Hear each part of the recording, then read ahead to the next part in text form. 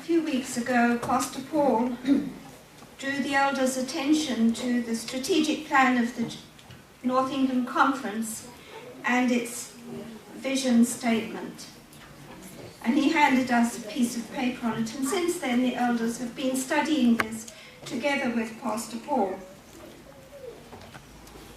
Their motto is rebuilding the walls. And that got me thinking. And as a result, I'm going to speak to you this morning about the man Nehemiah. I'm going to focus on him. As I think of Nehemiah, there's a statement that he made that always hits me between the eyes. I am doing a great work. I cannot come down. Yeah. What was it that made Nehemiah willing to stand out from the crowd and to give his life in service to God, no matter the cost?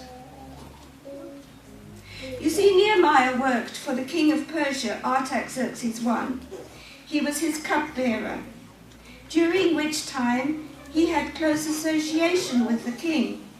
And as a result, there were occasions when Nehemiah gave the king advice. One day, while he was at the king's winter palace in Susa, the king noticed that Nehemiah looked sad or downcast. He didn't work with his same cheery approach to life. So the king said to him, Nehemiah, what's wrong? Tell me.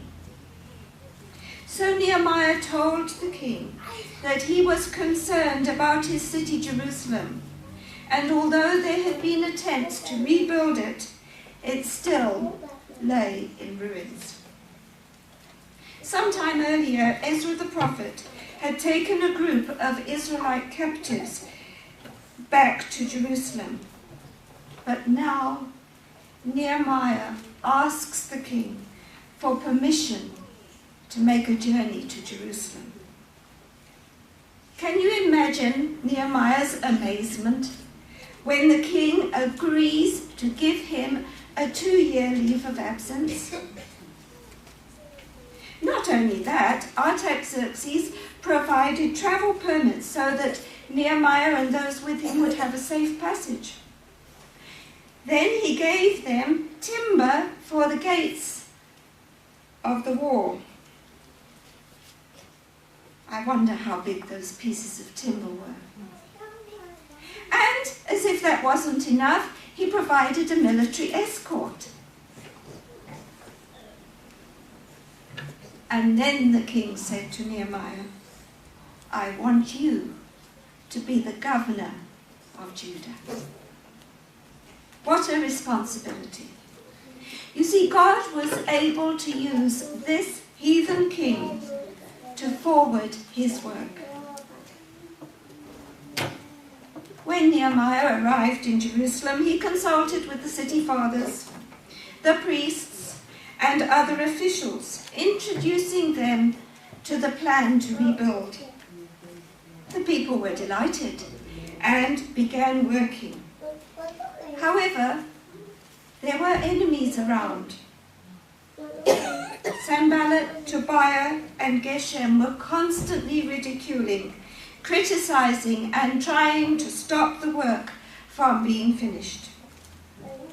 But the thing I find interesting in this is to note that this man Nehemiah, although he had spent so many years in the court of a heathen king, had not lost his faith in God. In the book of Nehemiah, we find him to be a person of prayer. Nehemiah took his troubles to God, even including himself in the sins of the people. Nehemiah was a man who believed in delegation and he gave individual responsibilities to different groups of people so that the walls could be completed. Some were responsible for replacing the missing gates, including making them secure with bolts and bars. Even the Levites were given responsibilities. But all the time, Sanballat, Tobiah, and Geshem were interfering and trying to pick a fight. If you read through the book, you will find that Nehemiah prayed 24/7 while setting up guards around the walls. He armed some men to protect the places where the walls were not finished.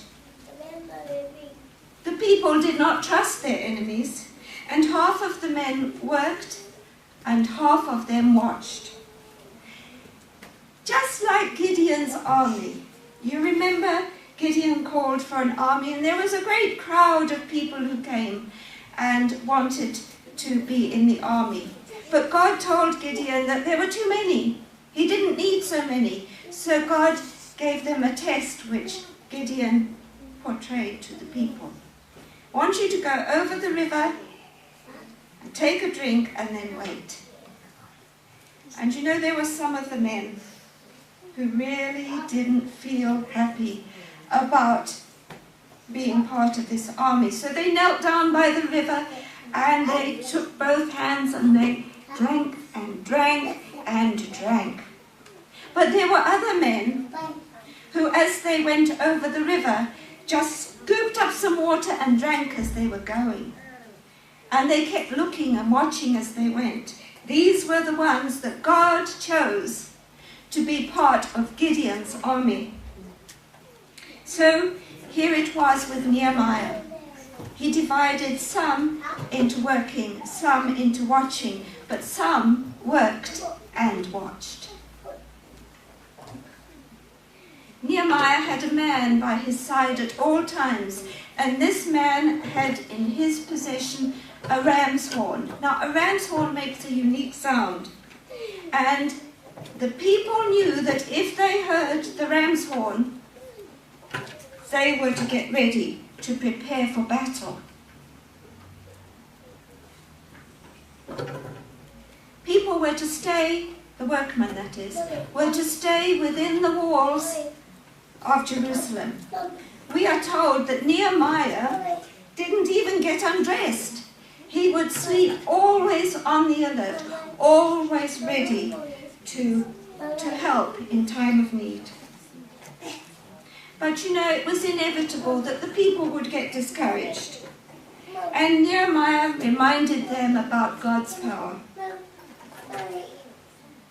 Just like the children of Israel in the desert. The people complained. They complained about taxes. They complained about shortages of food.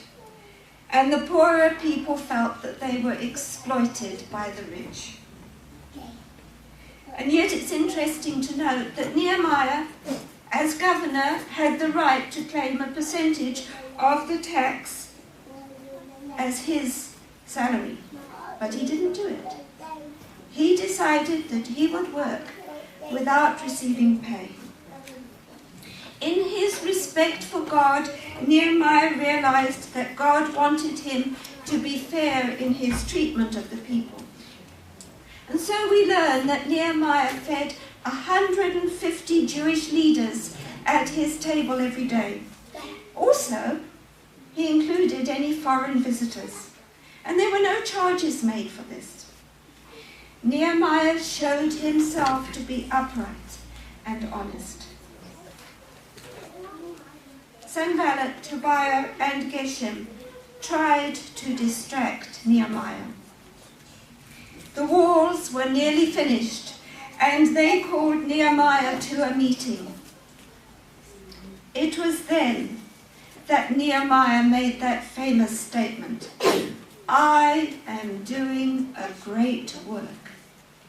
I cannot come down."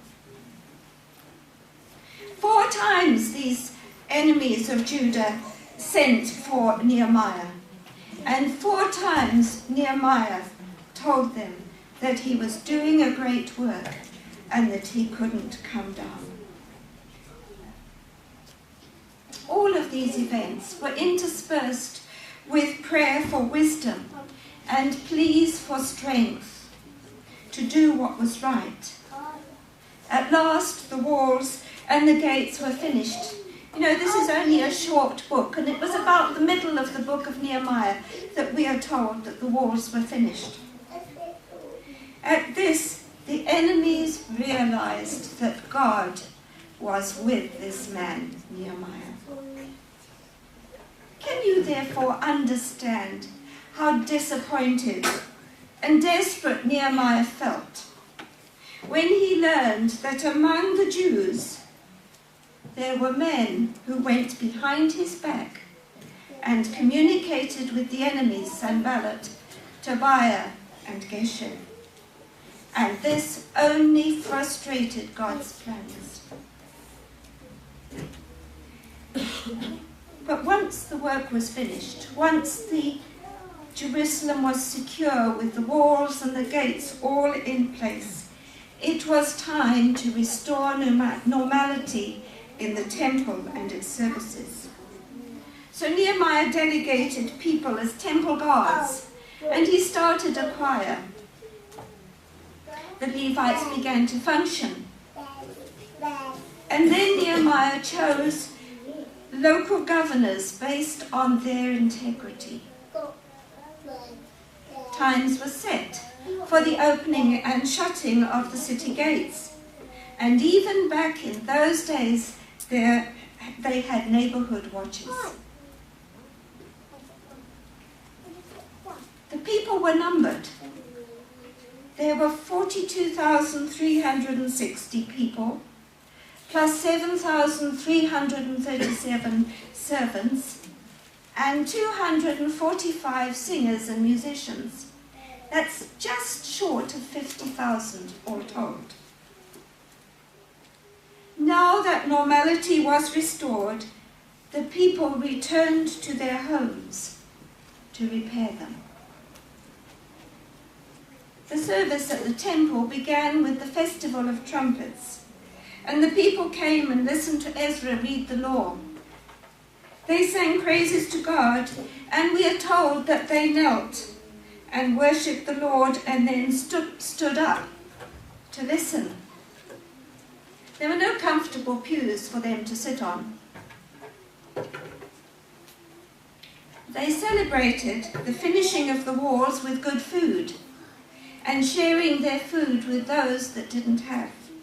A bit like a potluck. And as they listened to Ezra read the law, the people saw that they had made mistakes. They wept because of their sins. Nehemiah told them not to be sad. He reminded them that the Lord loves them. During this time, they learned about the different festivals, including the Festival of Shelters. And I find this particularly interesting because when we lived in Botswana, we lived out of the village, but we were on a high point and we could look over the village, and it was a large village with about 13,000 people living in it. And next to our house there was a footpath that went down from the hospital down into the village. And beyond the footpath there was the church where we worshipped every week. And beyond the church there was the church hall. And when camp meeting time came, August, September was when they had their camp meetings, the people made themselves little shelters behind the church hall. And basically these shelters were little divisions in the ground where each family would sleep, where they would cook their food, and where they would eat together. So it kind of began to form something in my mind to help me to understand what the children of Israel did back in those days. And in Botswana, the people met for 7 days. And they didn't get worried whether the weather was cold or not. In fact, often at that time of the year, The weather could be lovely and hot, but it could also be cold and rainy. And on one occasion, I remember we had a little snow. So just like these people in Botswana in more recent years, the people in Nehemiah's day remained for 7 days and listened to Ezra read and explain the law. When the 7 days were over, the people went home, and they dressed in sackcloth and ashes as a sign of their sorrow for sins. They repented of their sins and were told to believe they were forgiven and to praise the Lord. I didn't know when I prepared this that the lesson today would be on repentance. Isn't that interesting? But the people repented, and they were told to believe they were forgiven and to praise the Lord.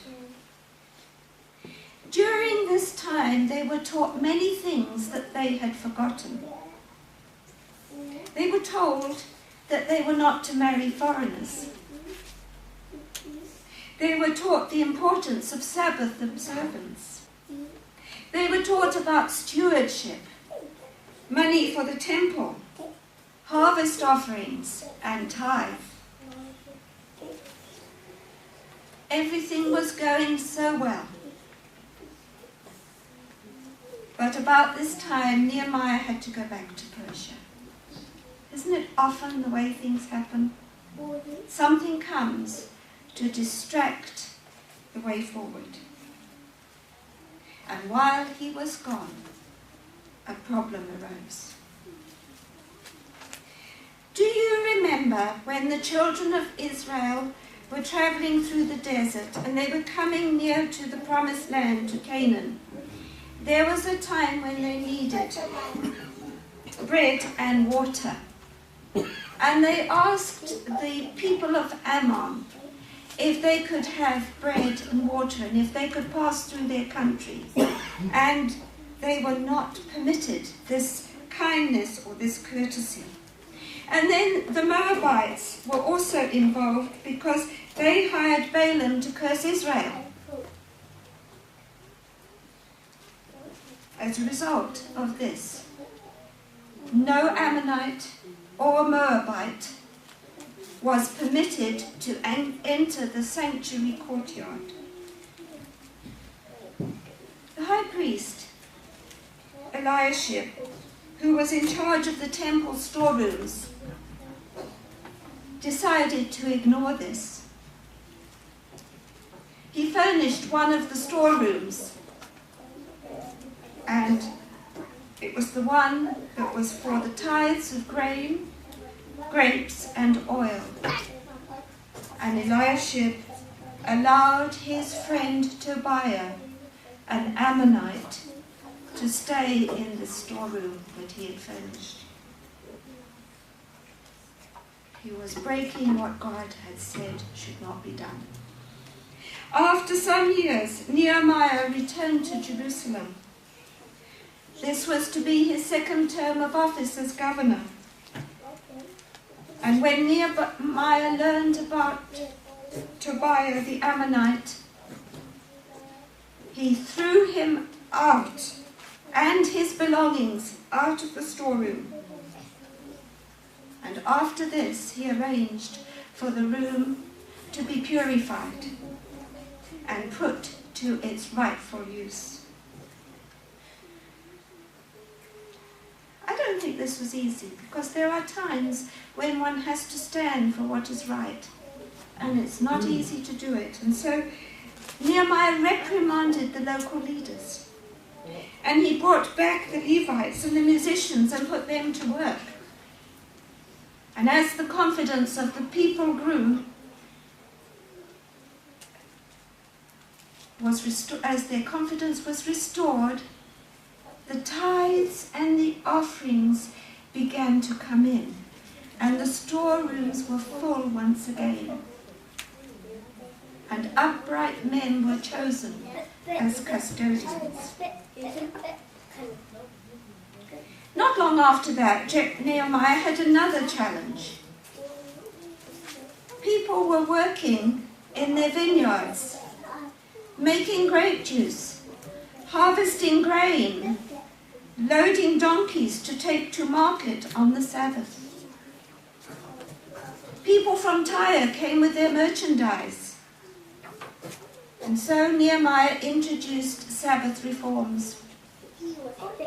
The city gates were to be shut from sunset Friday to sunset Saturday.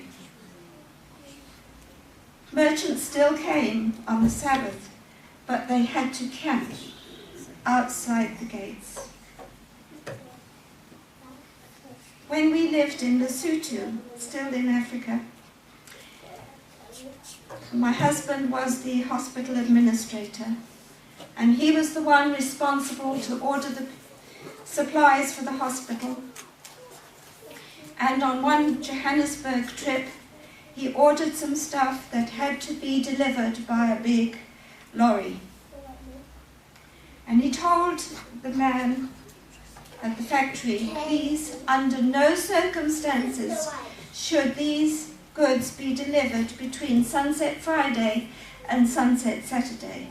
And the man made a note of it on the order. And he said, I understand. One Sabbath morning, we were in church together, sitting together like we like to do. And I noticed the security guard from the gate of the hospital campus come up to my husband, and he tapped him on his shoulder. And of course, my husband got up and went out. I was curious. I didn't know what was happening. There must be a problem, I thought. Well, when we met again for lunch, Mervyn told me this lorry had arrived and was sitting outside the gates of the hospital campus. What should he do? So Mervyn went and talked to the driver and explained to him the conditions on which the things had been ordered, and said to him, after sunset tonight, I will ensure that there is a group of men, and I will be there too, that we can unload for you so that you can get on your way. But that meant it was about 12 o'clock when he said that to him. And that meant that probably only at about 7 o'clock in the evening would the unloading begin. So Mervyn said, I tell you what we'll do for you. You can wait here in the hospital campus, and you can eat lunch in the nurses' dining room, and you can eat the evening meal in the nurses' dining room. And after the sun has set, we will help you. And the man did go on his way that evening, happy that his lorry had been unloaded. So, you see, Nehemiah had a problem with Sabbath observance. And after this closing of the gates on the Sabbath day, a lot of the problems ceased. But you know, here in England, we have some old buildings which have a big gate in them that opens. But inside that big gate, there's often a little gate that a person can walk through. And these gates of Jerusalem also had gates like that. They had small walk-in gates so that people could walk in and out, but they couldn't bring merchandise in and out. So Nehemiah asked the Levites to handle this. And the Levites purified themselves and were sent to guard the small walk-in gates. Then Nehemiah had to tackle another problem. Intermarriage with foreign women had taken place. When I read this, I was shocked. But it says it. One day, Nehemiah grabbed hold of some of the men by their hair. Rather an extreme way of handling them, isn't it? So I looked into this, and this was what I discovered. The seriousness of these cases weighed heavily on Nehemiah and led him to take these rather extreme actions. In those days, plucking off the hair and plucking out the beard was a sign of utter distress. But plucking off the hair of somebody else seemed to have been recognized as a form of punishment.